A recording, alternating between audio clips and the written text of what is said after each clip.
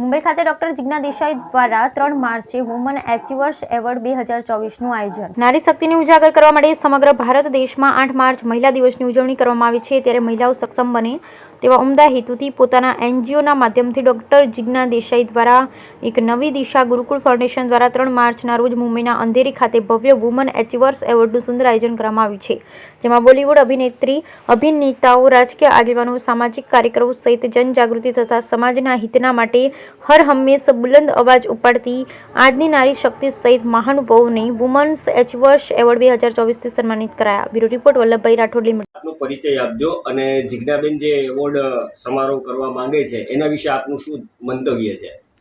મારું નામ વિભૂતિ મહેતા છે। હું મેક્સ લાઈફ ઇન્સ્યોરન્સ એડવાઇઝર છું અને એક સોશિયલ એક્ટિવિસ્ટ છું।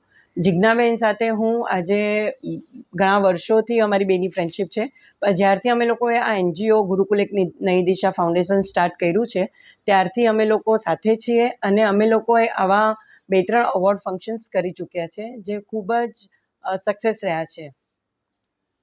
ખાસ કરીને જિજ્ઞાબેન જે છે નારી વિશે બહુ સારો એવો સન્માન એવોર્ડ સમારોહ લઈને આવી રહ્યા છે, તો એના વિશે આપ નારી વિશે શું કહેવા માંગો છો?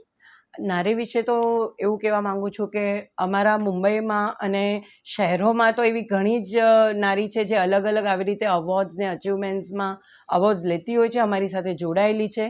પણ હું સ્પેશિયલી નાના ગામડાઓમાંથી એ સ્ત્રીઓને ઇન્વાઇટ કરું છું કે તમે આગળ આવો અને તમે શું તમારા ક્ષેત્ર તો અમારો બસ એ જ મારી ઈચ્છા છે કે આવી રીતના બસ હવે અમે હમણાં કમિંગ અપ અમે વુમન્સ અચીવર 3 માર્ચ 2024માં લાવી રહ્યા છે, તો બધા દૂરથી લોકો લેડીઝ લોકો પાર્ટિસિપેટ કરી રહ્યા છે। આમાં ઘણા ગેસ્ટ છે અમારા ઇવેન્ટમાં, તો આવી રીતના બધા દૂરથી લોકો અમારા જોડે જોડાયેલા છે।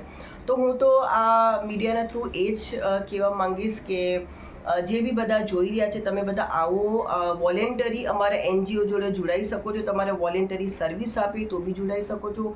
અને આ ઇવેન્ટમાં અગર કોઈ સ્પોન્સર તરીકે કોઈને જોડાવવું હોય, કોઈ ચેરિટી કરવી, ડોનેશન, તો બી તમે બધા આવી શકો છો।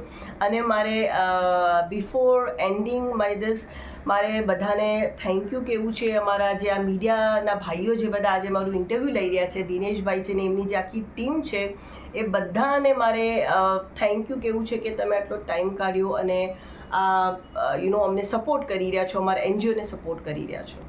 Thank you.